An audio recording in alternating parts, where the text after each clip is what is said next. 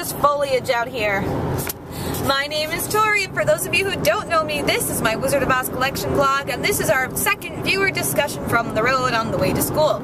How are y'all doing? I have a list of very intriguing and interesting topics today. Can't wait to share them with you. Don't judge me for my dangerous habits such as vlogging from the road. I'm just staying in the right lane, hanging out behind this slow Honda Accord, and I'm just gonna be doing our thing. So, onward we go. The first discussion question and by the way, I've done my best to secure usernames for these questions. A couple of you asked the same question, so if I forget to mention you, go ahead and leave me a message and I'll mention you next time. So the first topic is brought up by Patty Cake 2010, which is, I have a list in front of me. This is really a bad idea. And she wanted, or he or she, forgive me, I don't check into these things, wanted to know about the hanging midget situation on the set. Now, for those of you who don't know, there is a legend that one of the Munchkin actors hung themselves on the set of The Wizard of Oz, the Judy Garland film. I would like to officially be one of the people, I know this will go on, but let me put it to rest. It didn't happen. It's an absolute rumor.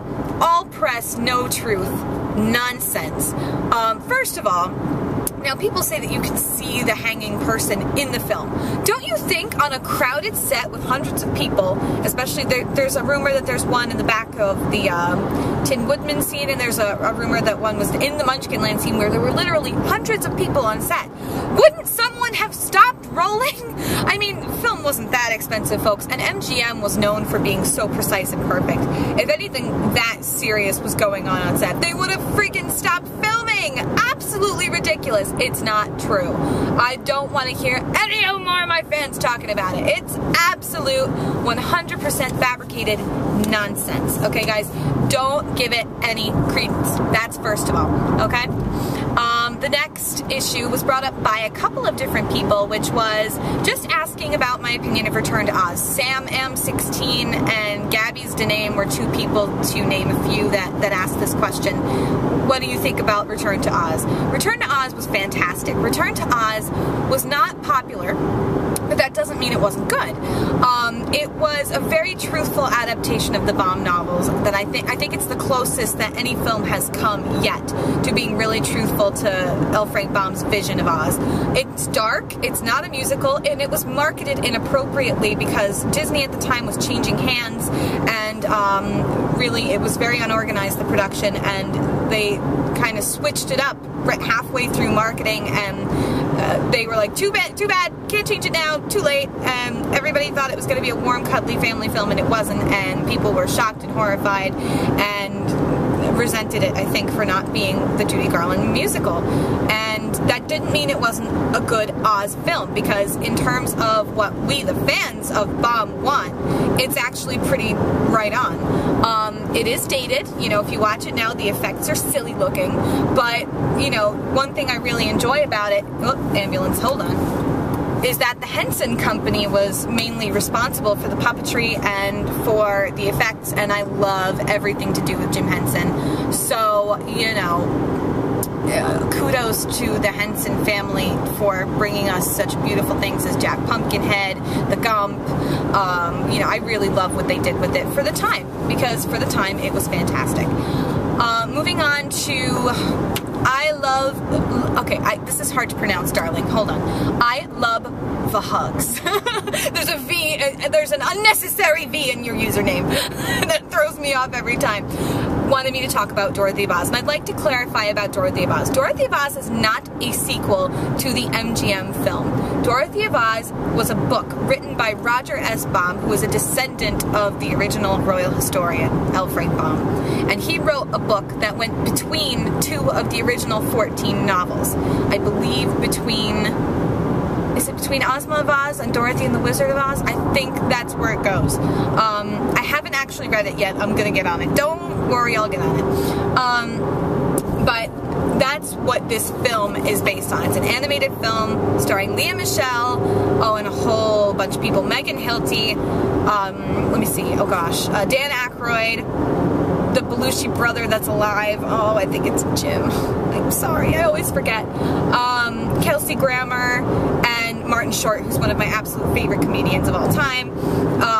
And I mean, just the cast alone, you can know it's going to be awesome. And the initial animation, the sketches and things look good.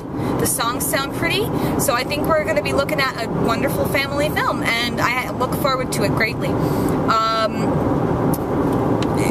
I really, you know, I think it's important as a fandom to support things like this, things that are not reliant too heavily on the original material, you know, to keep the fandom alive and get new interest in it. Because you can't do the same thing over and over and expect to attract new generations. You know, the Judy Garland's film continues to do that, but, you know, if you want to make new and exciting things, you got to venture away from it a little bit.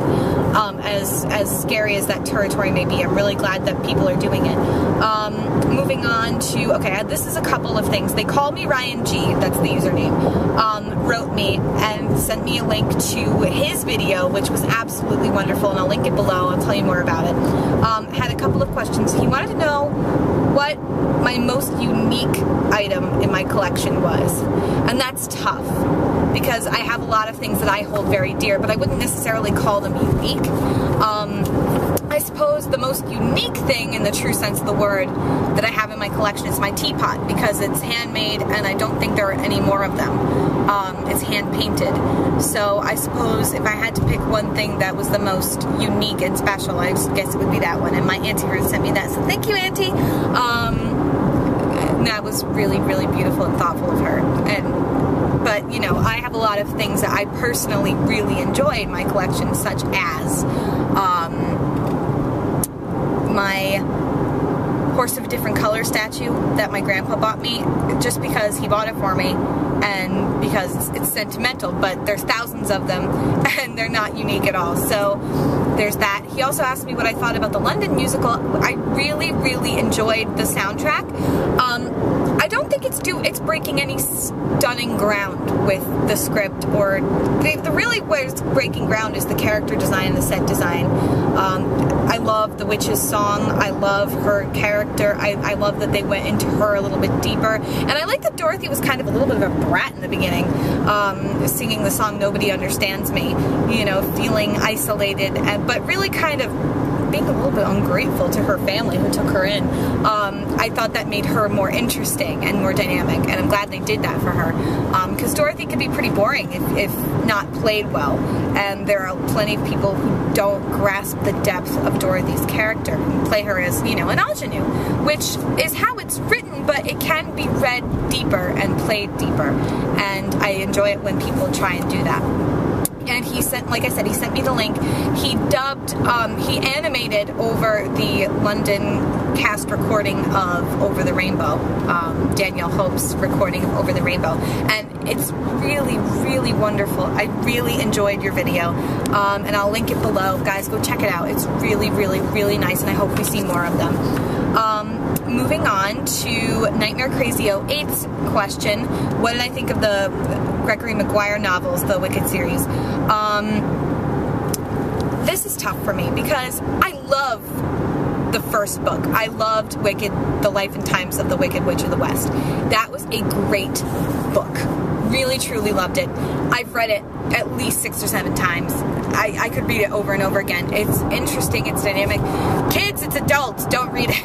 There's a lot of nasty adult things in it, and there's a lot of political undertones, not really overtones. There's a lot of politics involved, the politics of Oz rather, and that are kind of reminiscent of our own, and I find that interesting, but it's not for kids, and I actually picked it up for the first time when I was 12, and it scared the crap out of me, because I had no idea what I was reading, but the subsequent novels, I feel, just went down and down and down. I finished Son of a Witch. I didn't like it very much, and to be honest, I never got through the Lion book.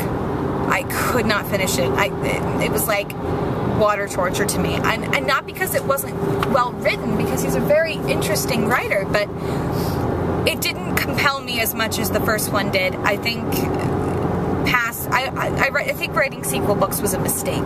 I don't know, maybe the last book will tie it all in and it'll make sense. Like with trilogy movies, I know that the second film usually bores me to death because it's like that transitional period, so maybe it's the same thing for these books. Hold on, let me check on time.